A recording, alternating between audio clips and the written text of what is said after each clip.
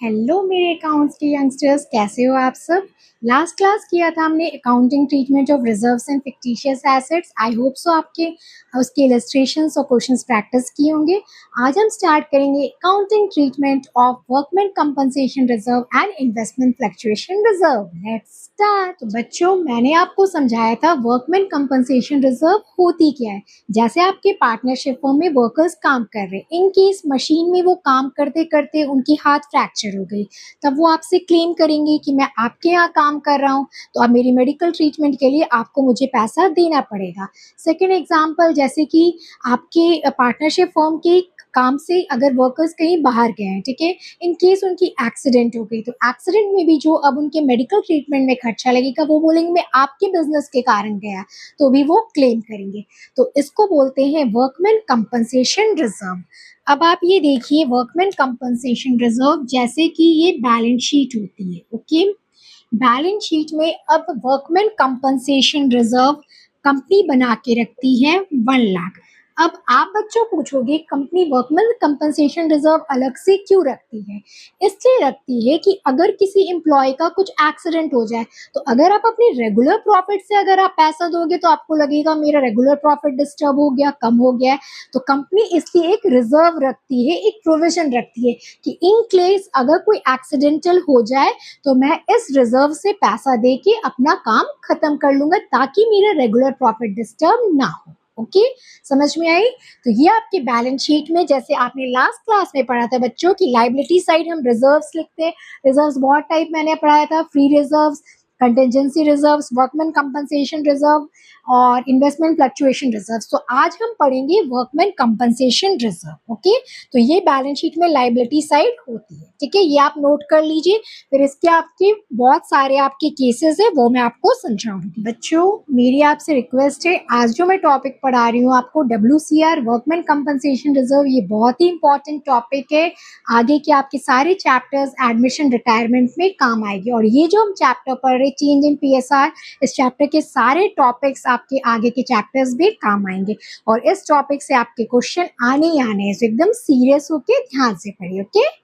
तो ये देखिए बच्चों, हमने बैलेंस शीट बनाया था। बैलेंस शीट में आपके लायबिलिटी साइड मैंने वर्कमैन कंपनसेशन रिजर्व 1 लाख आपको पार्टनरशिप फॉर्म ने रखा था, ओके। अब इसके सबसे पहले केस, ठीक है, बैलेंस शीट में आपकी रिजर्व रखी हुई है 1 लाख वर्कमैन कंपनसेशन की। फर्स्ट केस, जब आपके क्वेश्चन में कोई इंफॉर्मेशन नहीं है, कोई इंफॉर्मेशन नहीं है मतलब बैलेंस शीट में शो कर रखा है और जो आपके नीचे क्वेश्चन में एडजस्टमेंट्स रहते हैं उसमें वर्कमैन कंपनसेशन रिजर्व क्लेम के बारे में कोई इंफॉर्मेशन नहीं है, या फिर नो क्लेम, मतलब कि कोई क्लेम ही नहीं किया है, मतलब कि पार्टनरशिप फर्म ने आपने रिजर्व रखा है बट किसी का कुछ हुआ ही नहीं है, तो ये तो अच्छी बात है। तब आप क्या करोगे, अब गो बैक, ठीक है। जब हमें कुछ खत्म करना होता है, ठीक है, तो हम क्या करते हैं, अगर डेबिट आइटम है तो क्रेडिट कर देते हैं और क्रेडिट आइटम है तो डेबिट कर देते हैं। जैसे गुडविल में किया था हमने, रिजर्व्स में किया था फिक्टिशियस एसेट, सेम ट्रीटमेंट की। तो वर्कमैन कंपनसेशन रिजर्व आपका कौन सा आइटम है, ये डेबिट आइटम है कि क्रेडिट आइटम है बच्चों, कौन बताएगा। क्रेडिट आइटम है, वेरी गुड। तो इससे खल्लास करने के लिए हमें क्या करना पड़ेगा, इसको डेबिट करना पड़ेगा, ओके। सो जब नो इंफॉर्मेशन नो क्लेम, कुछ भी नहीं हुआ है आपका, ठीक है, तो अब हम इसे खत्म कर देंगे। अब हमारा इसका कोई काम ही नहीं है, तो ये क्रेडिट आइटम है, तो खत्म करने के लिए workman compensation reserve account debit 1 lakh, okay. अब क्या हुआ है, अब हमने इसे खत्म कर दिया है, कोई क्लेम ही नहीं हुआ है, कोई एक्सीडेंट ही नहीं हुआ है, तो अब ये पैसा को हम लोग क्या करेंगे, किसको बांट देंगे, पार्टनर्स को बांट देंगे, ओके। और आप पार्टनर्स को बांटोगे तो क्या होंगे, पार्टनर्स को पैसा मिलते हैं तो वो क्रेडिट होती है, उनकी कैपिटल अकाउंट की डेबिट होती है बच्चों, क्रेडिट होती है, वेरी गुड। और किस रेशियो में बांट देंगे, ओल्ड रेशियो, ओके। तो यहाँ पे आप लिखिए 2 partners capital account and that is an old ratio, okay. सो बच्चों एक बात आप जान लीजिए, मैंने अपने लाइफ में कभी भी जर्नल एंट्री नहीं रटी है, कभी भी नहीं रटी है। रटने की क्या जरूरत है, जैसे मैंने आपको अभी समझाया, कोई क्लेम नहीं, कोई इन्फॉर्मेशन नहीं, तो उसको खत्म करना है। तो खत्म करना है तो आपको क्या करना है, जो जैसा आइटम है डेबिट है तो क्रेडिट कर दीजिए, क्रेडिट है तो डेबिट कर दीजिए। और आपको बांटना है पार्टनर्स को, तो जब पार्टनर्स को पैसा मिलता है तो उनका कैपिटल अकाउंट क्या होता है, क्रेडिट की डेबिट। जो आपको पता है क्रेडिट होता है तो बस क्रेडिट कर लीजिए। तो जर्नल एंट्री रटने की बात है, और रटोगे तो आपको थोड़ी देर तो अच्छा मिलेगा, सुख मिलेगा आपको, बट आगे आपको प्रॉब्लम होगी। तो बेटर है कि आप कॉन्सेप्ट समझिए। तो ये आपकी फर्स्ट केस हो गई, जब कोई इंफॉर्मेशन, कोई क्लेम नहीं है तो workman compensation reserve credit item है, उसको खत्म कर दिए डेबिट करके, और आपको कोई क्लेम नहीं, कोई एक्सीडेंट नहीं हुआ है तो पार्टनर्स में बांट दिए ओल्ड रेशियो में। Okay, so note it down बच्चों। सेकंड केस है बच्चों, जब आपको claim is equal to reserve, means जितना आपके वर्कर ने क्लेम किया है उतना ही रिजर्व है। तो हमारा रिजर्व कितना है आपको, ठीक है, रिजर्व कितना है आपको 1 लाख, तो वर्कर ने इतना ही क्लेम किया है। तो सबसे पहले फर्स्ट ट्रीटमेंट तो हमारा वही है, ठीक है, यहाँ मैं लिख दे रही हूँ आपको, claim is equal to 1 lakh, okay, और यहाँ पे claim is equal to nil, okay. तो आपकी claim is equal to reserve, तो क्लेम आपको इतना ही है जितना रिजर्व है। तो सबसे पहले जो है मैं पहले उसे खत्म कर देते हैं। तो खत्म करने के लिए हम डेबिट कर दिए, workman compensation reserve account debit 1 lakh, okay. तो अब जो वर्कर की एक्सीडेंट हुई उसने क्लेम किया 1 लाख, तो मैं उसे दे दूंगी, जिस वर्कर ने आपको क्लेम किया है उसको मैं दे दूंगी। तो यहाँ लिखेंगे workman compensation claim that is equal to rupees 1 lakh, ठीक है। तो सेकंड केस बच्चों समझ में आ गई कि जितना आपका क्लेम है उतना ही आपको रिजर्व है। तो पहले खत्म कर दिए इसको डेबिट करके, और जो क्लेम हुआ उसको आप क्लेम को लिख दिए workman compensation claim, okay. Note it down बच्चों। कम ऑन बच्चों, अब आपकी आती है third case, okay. Third case में क्या है, आपको claim is less than reserve, okay. जैसे आपकी रिजर्व कितने की रखी है फॉर्म ने, 1 लाख, और आपकी क्लेम है 90,000 की, ठीक है। तब आप क्या करोगे, सबसे पहले फर्स्ट ट्रीटमेंट वही है, जो हमारी रिजर्व है उसको खत्म करेंगे डेबिट करके, workman compensation reserve account debit 1 lakh, ठीक है। और क्लेम कितने की हुई आपकी, 90,000 की, तो हम 90,000 से वर्कमैन कंपनसेशन क्लेम आपकी 90,000 यहाँ पे लिख दिए। अब बच रहा है आपके पास 10,000। तो जब पैसा बचता है, याद करो बच्चों, या जब हमें कोई क्लेम ही नहीं होता, कोई इंफॉर्मेशन, तो क्या करते हैं, अपने पार्टनर्स को डिस्ट्रीब्यूट कर देते हैं ओल्ड रेशियो में। वेरी गुड, तो यहाँ पे लिखेंगे to partners capital account that is in old ratio. तो यहाँ पे आपको कितने, जितने भी पार्टनर्स होंगे 10,000 हम उनको डिस्ट्रीब्यूट कर देंगे ओल्ड रेशियो में। अब तो आप कॉन्सेप्ट समझ के, जर्नल एंट्री को पार्टनर्स को मिलेगी, इसलिए पार्टनर्स कैपिटल अकाउंट क्रेडिट होती है। कैपिटल अकाउंट को जब मिलती है तो क्रेडिट होती है, और जब उनको देना होता है तो डेबिट, ओके। सो ये हो गई आपकी third case, claim is less than reserve, okay. Note it down बच्चों। नाउ बच्चों, fourth and most important case, ध्यान से पढ़िए, claim is more than reserve. अब आपका रिजर्व कितना है फर्म के पास, 1 लाख, और क्लेम कितना किया है वर्कर्स ने, 1,20,000।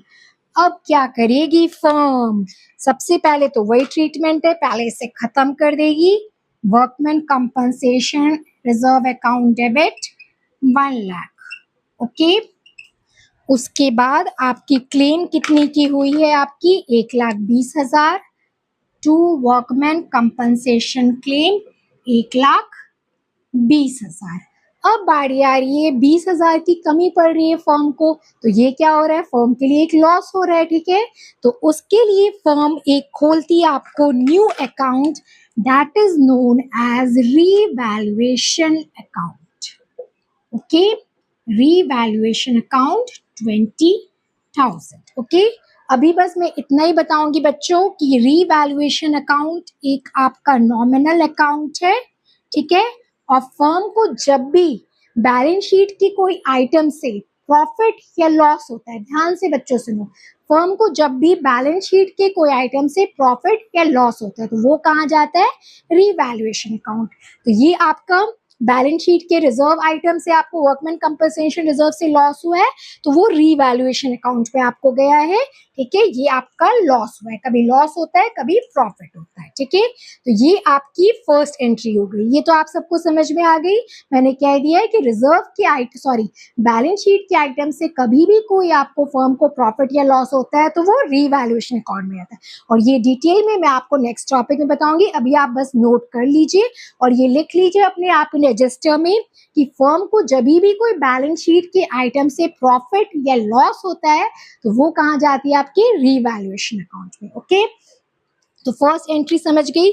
अब आप ध्यान दीजिए, जब फर्म को लॉस होता है, ठीक है, याद कीजिए मैंने पीएनएल क्रेडिट बैलेंस और डेबिट बैलेंस समझाया था। क्रेडिट बैलेंस प्रॉफिट है तो फर्म को पार्टनर्स को देना पड़ता है, और लॉस होता है तो पार्टनर्स से लेते हैं। तो अब यहाँ पे लॉस हुआ है तो फर्म क्या करेगा, पार्टनर्स से लेगा। Very good. और पार्टनर्स से लेंगे, कैपिटल अकाउंट क्या होंगे, डेबिट होंगे। देखा, मुझे रटना पड़ा जनरल एंट्री, बस समझ गए।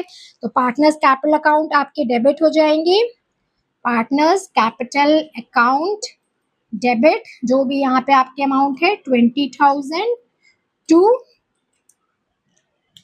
रीवैल्यूएशन अकाउंट, ओके, ठीक है। समझ में आ गई बच्चों आप सबको। उस तरह आपका रिवैल्यूएशन अकाउंट खत्म हो गया, और जो लॉस हुआ है तो बस माइंड में आपको ये रखना है कि अगर फर्म को प्रॉफिट होती है, ठीक है, तो वो पार्टनर्स को पैसा देता है, और लॉस होता है तो पार्टनर से पैसा ले लेता है। तो इस केस में आपको क्या हो रहा है, फर्म को लॉस हो रहा है 20,000 को, तो वो पार्टनर से पैसा ले लिया, लेना है तो कैपिटल अकाउंट डेबिट हो गए, ओके। आई होप सो। और ये आपके फोर्थ केस है। तो बच्चों, वर्कमैन कंपनसेशन रिजर्व के आपके ये 4 केसेस है। फर्स्ट आपके no information no claim, second आपका claim is equal to reserve, third आपको claim less than reserve, and fourth exclusive claim is more than reserve, okay. I hope so आपको workman compensation reserve की इतनी concept थी समझ में आ गई होगी। नोट इट डाउन बच्चों। तो चलिए बच्चों, अब हम आते हैं आपके नेक्स्ट टॉपिक पे, मीन्स उसी का पार्ट है इन्वेस्टमेंट फ्लक्चुएशन रिजर्व। अब ये होती क्या है बच्चों, देखो, ये मैंने आपकी बैलेंस शीट बनाई, ठीक है, आपने स्टैंडर्ड 11 में भी पढ़ी होगी।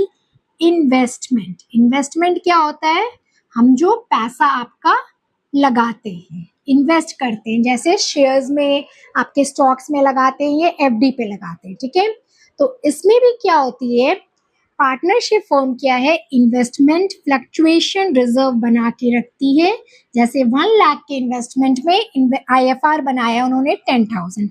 इसमें क्या होता है बच्चों, ये जो इन्वेस्टमेंट होती है ये होती आपकी कॉस्ट वैल्यू बोलिए या फिर बुक वैल्यू बोलिए, ठीक है।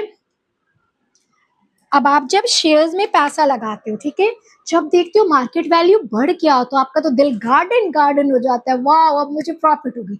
और जब प्राइस उसका मार्केट वैल्यू डाउन हो जाता है, 1 लाख से 90,000 हो जाता है, तब आपको लगता है अब मेरा लॉस होगा।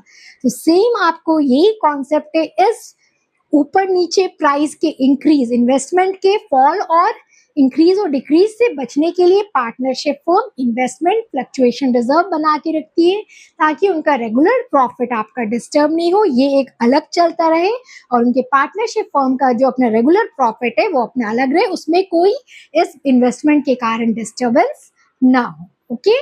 समझ में आ गई आपको ये आईएफआर की कॉन्सेप्ट, और इसके भी आगे वैसे ही केसेस है जैसे आपकी वर्कमैन कंपनसेशन रिजर्व की थी, ओके। तो ये आप बैलेंस शीट ये नोट कर लीजिए, फिर मैं आगे आपको केसेस बताती हूँ, ओके। बच्चों, अब साइड में आप एज एग्जांपल यहाँ बना लीजिए बैलेंस शीट।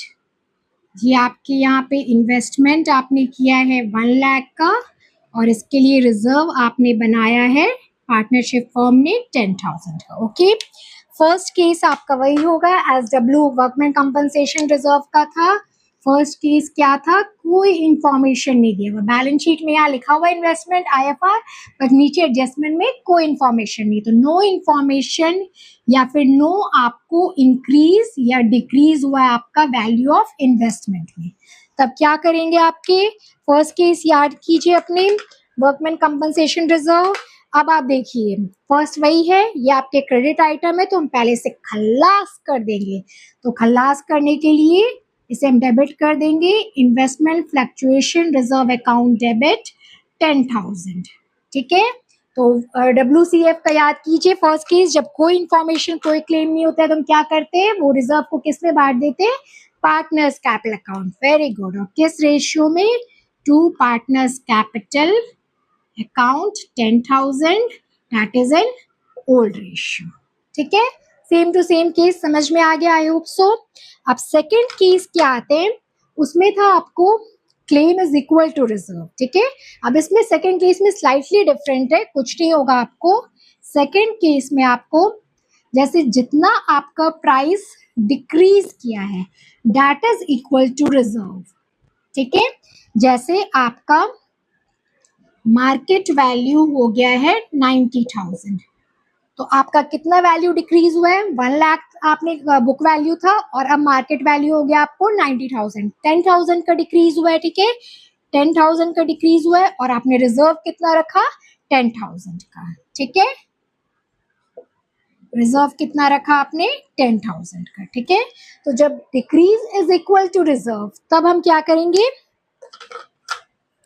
सेम पहले इसे वही खत्म कर देंगे। Investment fluctuation reserve account debit 10,000। अब आप ही सोचिए लॉजिकली बच्चों, क्या अब मेरे पास पैसा बचा है जो मैं पार्टनर्स को दे दूं ओल्ड रेशियो में? नहीं, जितना रिजर्व था उतना ही वैल्यू डिक्रीज हुआ है। ठीक है, तो अब हम क्या करेंगे, इसमें इन्वेस्टमेंट का वैल्यू डिक्रीज हो गया। इन्वेस्टमेंट कौन सा आइटम है, डेबिट की क्रेडिट, डेबिट। तो जब वो कम हो जाता है तो हम क्या कर देते हैं, क्रेडिट कर देते हैं। तो टू इन्वेस्टमेंट आपके 10,000। तो इससे आपको ये पता चल जा रहा है कि इन्वेस्टमेंट पहले 1 लाख था, ये डेबिट आइटम है, अब क्रेडिट हो गया 10,000, तो अब उसका मार्केट वैल्यू हो गया आपका 90,000। ओके, सो सेकंड केस, जितना अमाउंट आपका डिक्रीज किया है उतना ही रिजर्व है, तो आप पार्टनर्स को बांटने के लिए तो पैसा है नहीं, तो इसको खल्लास करके, IFR को खल्लास करके जो डिक्रीज हुआ आपका इन्वेस्टमेंट का वैल्यू आपको क्रेडिट कर दिए, दैट्स ऑल। ठीक है, आई होप सो आपको सेकंड केस समझ में आ गई होगी।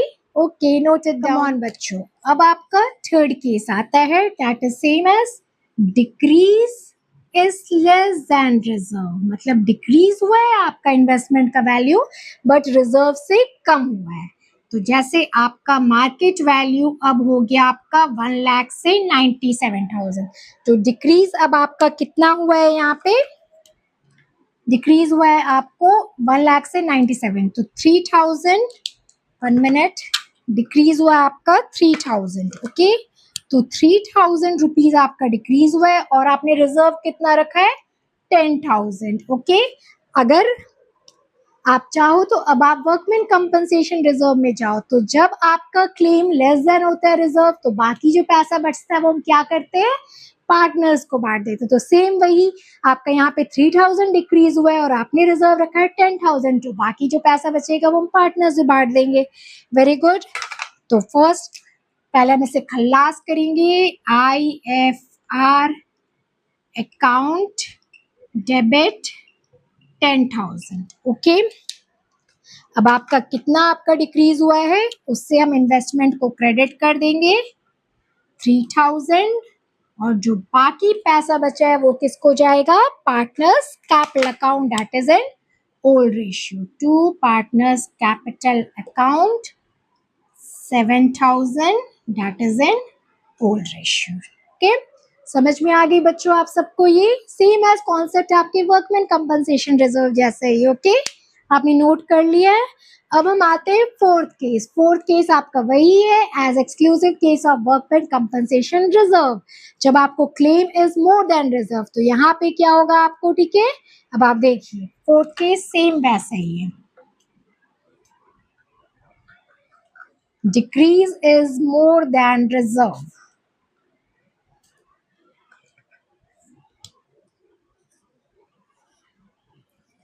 Decrease is more than reserve. Okay, अब जैसे देख लीजिए मार्केट वैल्यू आपकी आ गई 89,000। ओके, तो अब 1 लाख से 89,000 हो गई, तो आपकी डिक्रीज कितनी हुई? 11,000। और आपने रिजर्व कितना रखा था? 10,000। तो डिक्रीज, अब आप 1,000 कहाँ से लाएंगे? कहाँ से लाएंगे? जो हमने वर्कमैन कंपनसेशन रिजर्व में पढ़ा था, 1,000 फर्म को लॉस हो गई, तो वो कहाँ से होगी? रीवैल्यूएशन अकाउंट, और उसके बाद फिर हम पार्टनर से ले लेंगे। Very good. आपको तो अभी सेम टाइम ही आपको समझ में सब कुछ आ गया है। Very good. इसको कहते हैं आपने मेरी बात मान ली, लगता सीरियसली पढ़ाई कर रहे हो। चलो, तो पहले investment fluctuation reserve account debit को हम खत्म कर देते हैं, 10,000। ओके, अब इन्वेस्टमेंट की कितनी वैल्यू गिरी आपकी?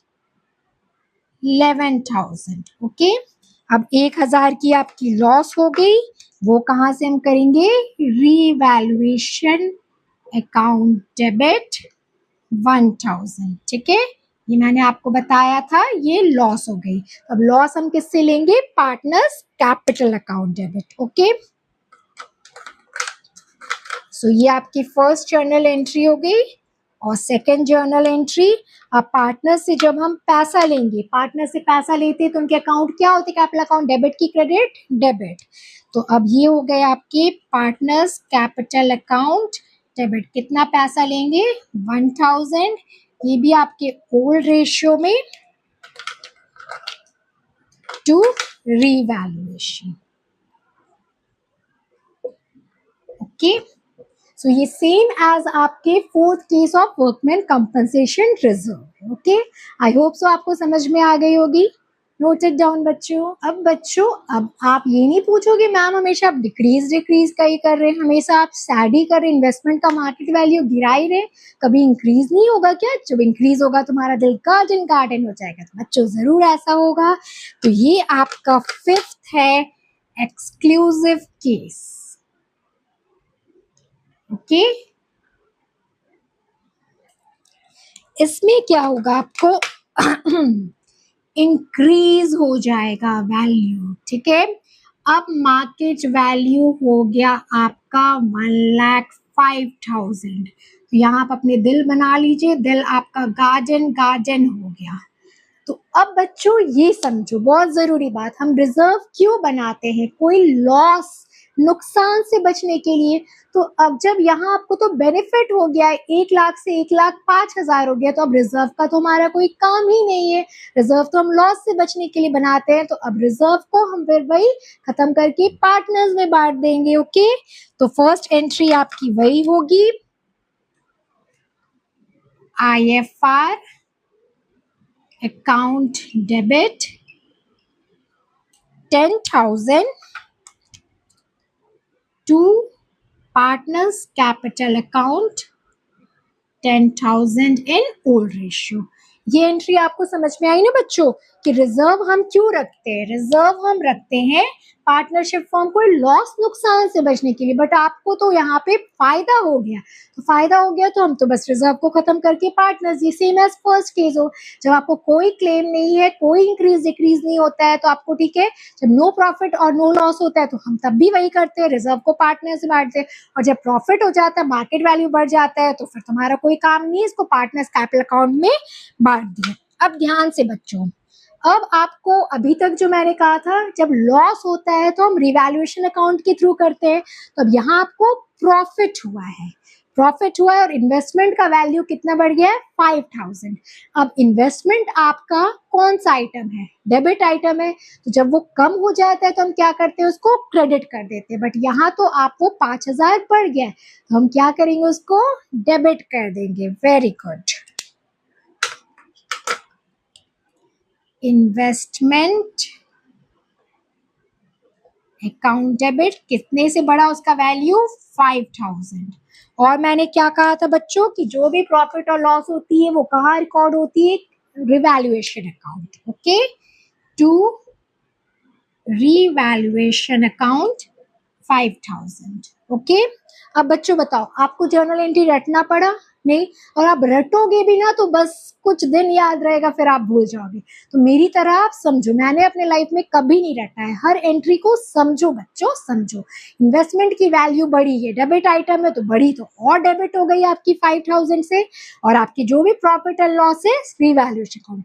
अब जब लॉस होती है फर्म को तो वो पार्टनर्स कैपिटल अकाउंट से पैसा लेता है, तो प्रॉफिट होगी तो देगा भी, तो भाई दोनों बराबर होना चाहिए। तो प्रॉफिट होगी तो पार्टनर्स कैपिटल अकाउंट में पैसा जाएगा, तो जाएगा तो उनकी कैपिटल अकाउंट क्या होगी, क्रेडिट होगी कि डेबिट होगी, क्रेडिट होगी।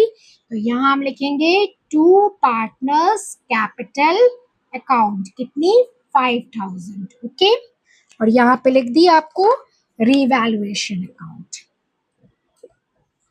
Account debit 5000, okay. समझ में आ गई बच्चों?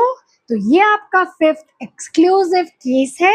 आपके ये सारे एंट्रीज बस जैसे मैंने आपको समझाया बच्चों, आप समझो, रटने की गलती मत करो, रटोगे तो आप फिर गए, फिर मैं आपको कुछ नहीं कर सकती हूँ। मेरा आपसे यही हम्बल रिक्वेस्ट है बच्चों, समझो जर्नल एंट्री जैसे मैंने आपको अभी समझाया है, स्टेप बाय स्टेप, ओके। तो ये थे आपके इन्वेस्टमेंट फ्लक्चुएशन रिजर्व के आपके 5 cases and 5th is exclusive, और यहीं से आपकी IFR खत्म होती है। अब आपको बच्चों TS ग्रेवाल बुक में इलस्ट्रेशंस में भी दिए हुए हैं और बैक एक्सरसाइज क्वेश्चंस में भी दिए, तो दोनों में आपको एक क्वेश्चन में आपको सारे 4 और 5 केसेस मिल जाएंगे। तो आप क्वेश्चन देख के, इलस्ट्रेशन देख के, जैसे मैंने आपको समझाया स्टेप बाय स्टेप समझ के आप जर्नल एंट्री कीजिए और फिर अपने बुक से चेक कर लीजिए, okay. So note it down बच्चों, कम ऑन बच्चों। अब मैं आती हूँ आपकी इस चैप्टर के 5th topic, that is revaluation of assets and reassessment of liabilities. Your 5th topic is revaluation of assets and reassessment of liability। सो बच्चों अब आप समझो, हम इस चैप्टर को कब पढ़ रहे हैं, जब आपका रिकॉन्स्टिट्यूशन ऑफ फर्म हो रहा है, कुछ चेंजेस हो रहे हैं। तो चेंजेस होते हैं, तो अभी तक हमने क्या पढ़ा, first topic change in PSR, ratio change हो रही है तो रेशियो चेंज हो रहे हैं। तो सेकंड टॉपिक क्या पढ़ा हमने, गुडविल को खल्लास किया। थर्ड टॉपिक में क्या पढ़ा, रिजर्व एंड फिक्टिशियस एसेट को खल्लास किया। फोर्थ टॉपिक जो आज हमने पढ़ा है WCR और IFR, ये को खल्लास किया है। और 5th टॉपिक जो है आपका revaluation of assets and reassessment of liability. तो जब रिकॉन्स्टिट्यूशन ऑफ फर्म होगा तो एसेट्स और लायबिलिटीज दोनों में चेंजेस होंगे। कैसे होंगे, आपके एसेट्स के वैल्यू, कुछ एसेट्स के वैल्यू इंक्रीज होंगे, कुछ डिक्रीज होंगे, कुछ आपकी लायबिलिटीज के वैल्यू इंक्रीज होंगे, कुछ डिक्रीज होंगे, कुछ आपके न्यू एसेट्स इंक्रीज और कुछ न्यू एसेट्स क्रिएट करेंगे। Same as real life example लीजिए, जब आप नए घर में शिफ्ट होते हैं, ठीक है, तो कुछ न्यू एसेट्स भी क्रिएट होते हैं, कुछ आपके न्यू लायबिलिटीज भी क्रिएट होते हैं, ठीक है। तो ये सारे जो होते हैं, ठीक है, इसको हम लोग बोलते हैं revaluation of assets and reassessment of liability. तो ये आपके जो भी चेंजेस होते हैं आपके एसेट्स और लायबिलिटीज के मार्केट वैल्यू में, ये हम सब आपके मार्क करते हैं, जो आपको मैंने लास्ट टॉपिक में पढ़ाया था रीवैल्यूएशन अकाउंट पे, ओके। रीवैल्यूएशन अकाउंट मैंने आपको क्या समझाया था कि बैलेंस शीट के, ये देखिए आपके ये बैलेंस शीट है, बैलेंस शीट में इधर आपके एसेट्स होते हैं, इधर आपके लायबिलिटीज होते हैं। तो मैंने रीवैल्यूएशन अकाउंट क्या बताया था, रीवैल्यूएशन अकाउंट कि जब भी आपके बैलेंस शीट्स के कोई आइटम में जब आपके प्रॉफिट या लॉस होते हैं, प्रॉफिट ऑब्वियसली तभी होंगे जब उसके वैल्यू आपके बढ़ेंगे, एसेट्स की वैल्यू बढ़ेंगे, और लॉस होंगे जब एसेट्स के वैल्यू आपके डिक्रीज होंगे, और लायबिलिटी में वाइसा वर्सा, ठीक है। तो उसमें जो प्रॉफिट होते हैं वो हम रिकॉर्ड करते हैं रीवैल्यूएशन अकाउंट में, और उसके बाद जो आपके फाइनली आपके जो आते हैं फिर हम वो पार्टनर्स में बांट देते हैं। अब आप ये नोट कर लीजिए, उसके बाद मैं आपको रीवैल्यूएशन अकाउंट का फॉर्मेट बताती हूँ, ओके बच्चों। अब आप देखिए मैं आपको रीवैल्यूएशन अकाउंट का फॉर्मेट बताती हूँ, ओके। मैंने आपको पहले बताया था रीवैल्यूएशन अकाउंट क्या है, आपको एक नॉमिनल अकाउंट है, ठीक है। व्हाट इज दिस, एक नॉमिनल अकाउंट है। और दूसरी बात, इसको बनाते वक्त मन में रखिए, it's just like P&L account. अब आप देखिए बच्चों, P&L अकाउंट आपको याद हो गया। P&L अकाउंट में क्या आते हैं, जो भी आपके फायदे होते हैं वो हम यहाँ क्रेडिट साइड नोट करते हैं, और जो भी आपके लॉस एक्सपेंसेस होते हैं वो हम आपको यहाँ पे डेबिट साइड नोट करते हैं। इतना आप सबको याद हो गया।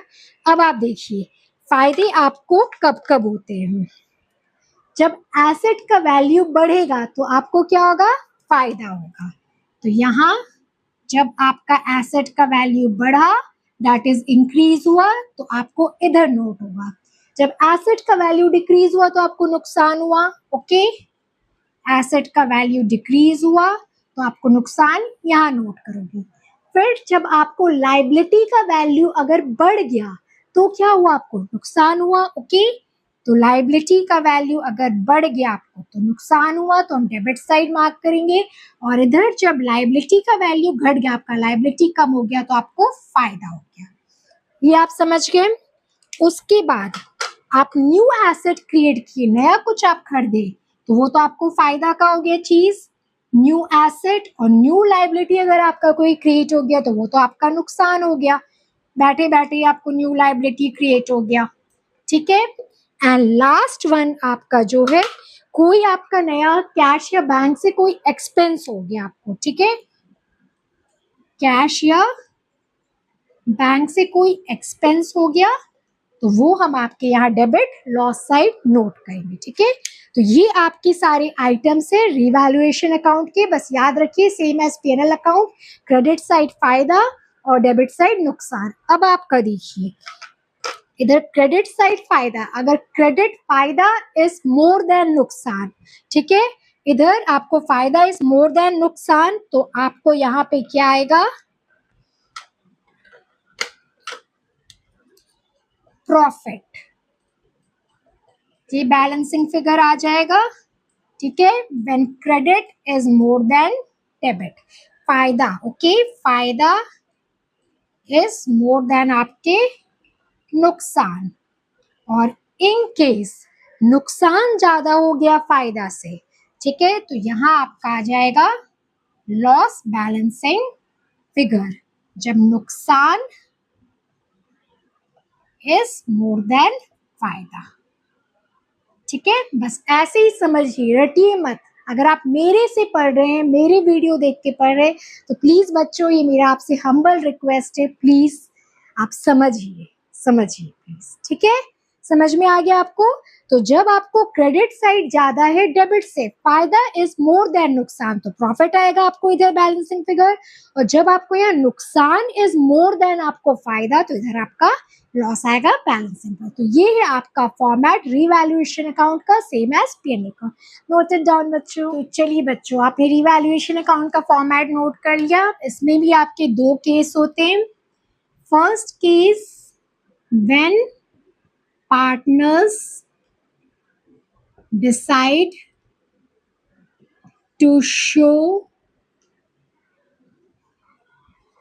New revised value of assets and liabilities in balance sheet. ओके, तो जैसे कि आपके फर्नीचर का वैल्यू, मशीन का वैल्यू 1 लाख से 1.5 लाख हो गया, तो जब पार्टनर्स डिसाइड करते हैं कि हम न्यू रिवाइज्ड वैल्यू दिखाएंगे आपके एसेट्स एंड लाइबिलिटीज का बैलेंस शीट में। ठीक है, तो मैंने आपको क्या समझाया था, जब आपकी रिवाइज्ड वैल्यू होती है तो कोई एसेट्स के वैल्यू कभी बढ़ जाते, कभी डिक्रीज हो जाते, लाइबिलिटी कभी बढ़ जाते, कभी डिक्रीज होते, तो ओवरऑल रिवैल्यूएशन अकाउंट हम बनाते हैं। ठीक है, और फिर उसमें लास्ट में आपके प्रॉफिट एंड लॉस होते हैं। ठीक है, अब फिर आप मेरे साथ समझिए, तो रिवैल्यूएशन अकाउंट में लास्ट में अगर आपके प्रॉफिट आए, तो प्रॉफिट हम क्या करते हैं, आपके लास्ट प्रीवियस टॉपिक में भी मैंने आपको पढ़ाया, वर्कमैन कंपनसेशन, इन्वेस्टमेंट प्रॉफिट में क्या होते हैं, पार्टनर्स को डिस्ट्रीब्यूट कर देते हैं। Very good.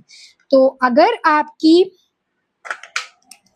प्रॉफिट आती है, ठीक है, तो हम पार्टनर्स को देते, तो पार्टनर्स को देने से उनके कैपिटल अकाउंट क्या होते हैं बच्चों, क्रेडिट होते हैं। Very good. ठीक है, तो to partners capital account debit, उनको पैसा मिल गया और यहाँ पे आपका हो जाएगा रिवैल्यूएशन अकाउंट।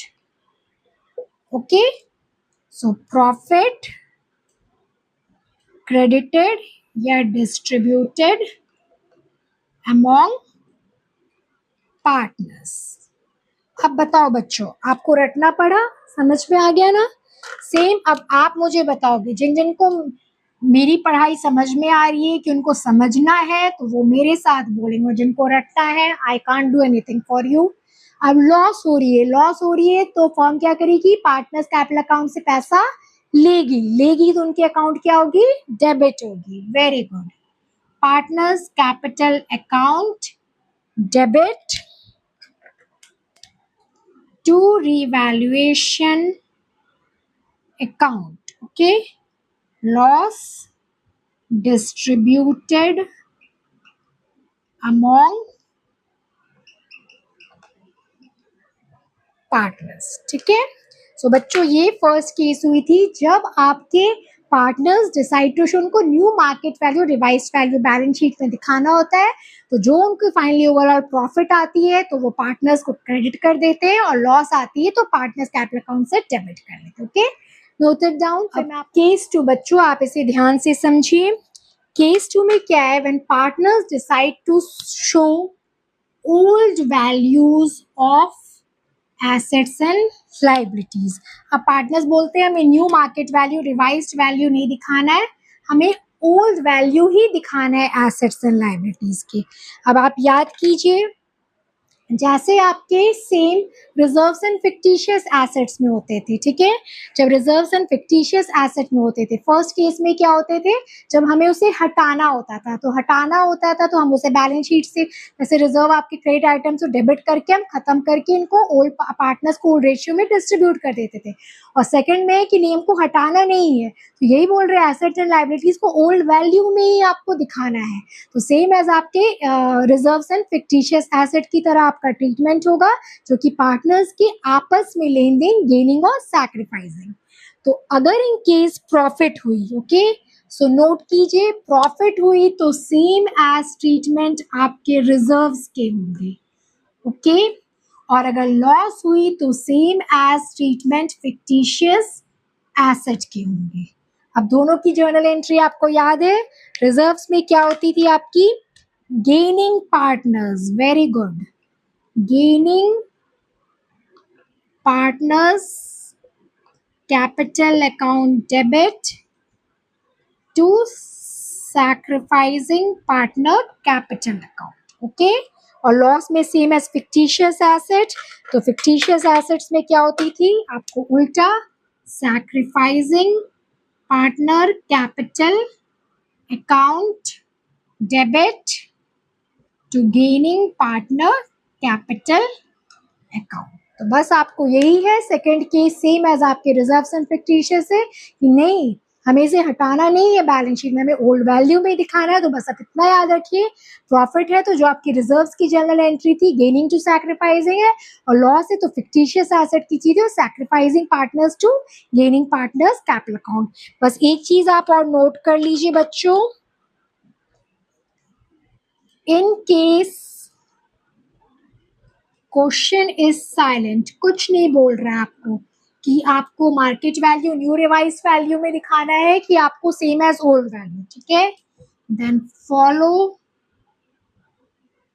केस 1, ठीक है, दैट इज आपके जो प्रॉफिट हो रहे हैं, जो लॉस हो रहे हैं, वो आपको पार्टनर्स में क्रेडिट और डेबिट करते हैं। So in case question is silent, follow case 1, okay. I hope so आपको समझ में आ गई होगी, नोट कर लीजिए बच्चों। अब बच्चों मैं आपको एक बहुत इंपॉर्टेंट चीज समझा रही हूँ, कॉन्सेप्चुअल है, जिन्हें कॉन्सेप्ट समझना है वो सुन लें। केस 1 और 2 में डिफरेंस क्या थी? केस 1 में क्या होती, जो भी प्रॉफिट और लॉस होते थे, ठीक है, प्रॉफिट होते थे तो हम पार्टनर्स कैपिटल अकाउंट में क्रेडिट कर देते थे, और लॉस होते थे तो पार्टनर्स कैपिटल अकाउंट से डेबिट कर देते थे ओल्ड रेशियो में। तो प्रॉफिट और loss is distributed among old partners in old ratio। समझ में आ गया आपको? भाई प्रॉफिट होती थी तो पार्टनर्स कैपिटल अकाउंट आपके क्रेडिट हो जाती थी, और लॉस होती थी तो पार्टनर्स कैपिटल अकाउंट आपकी डेबिट हो जाती थी, ठीक है। सो फर्स्ट केस में जब आपको रिवाइज्ड वैल्यू में दिखाना हो बैलेंस शीट में, तो जो भी प्रॉफिट और लॉस थी वो आपको डिस्ट्रीब्यूट हो जाती थी among all partners old ratio में, ठीक है। और सेकंड केस में क्या हो रही है आपकी कि जो भी आपकी प्रॉफिट और लॉस हो रही है it is adjusted among gaining and sacrificing partners, ये डिफरेंस है। तो सेकंड केस में जब हम ओल्ड वैल्यू पे आप पार्टनर्स दिखाना चाहते हैं बैलेंस शीट में, तो जो भी प्रॉफिट और लॉस हो रही है, ठीक है, ये एडजस्ट हो रही है among gaining and sacrificing partners, ठीक है। फर्स्ट केस में थे आपके ओल्ड पार्टनर्स की ओल्ड रेशियो में, मगर सेकंड जब आप नहीं दिखाना चाहते हैं मार्केट वैल्यू पे ओल्ड वैल्यू है, तो जो भी प्रॉफिट और लॉस को एडजस्ट होती है among gaining and sacrificing part. तो ये कॉन्सेप्ट आप माइंड में रखोगे तो आपको क्वेश्चन सॉल्व करने में इजी होगी, ओके। नोटेड डाउन बच्चों। सो बच्चों, मेरे प्यारे नन्हे नन्हे प्यारे प्यारे बच्चों, आज का पूरा क्लास हमारा कॉन्सेप्चुअल हुआ है।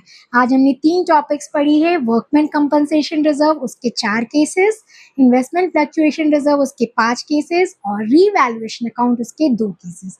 तो मेरी आपसे ये प्लीज रिक्वेस्ट है, आप घर जाके अब मेरी वीडियोस को 1 बार 2 बार 3 बार जितनी बार देखने देखिए और ये तीनों टॉपिक्स के कॉन्सेप्ट्स को क्लियर कीजिए, सो डैट कि नेक्स्ट क्लास अब मैं आपको ये तीनों टॉपिक्स के क्वेश्चंस कराऊं और क्वेश्चंस करते समय आप भी खुशी खुशी कीजिए और मैं भी आपको खुशी खुशी कराऊं, क्योंकि अगर आपके कॉन्सेप्ट्स क्लियर होंगे तभी आप क्वेश्चन को अच्छे से समझ के कर पाओगे, ओके।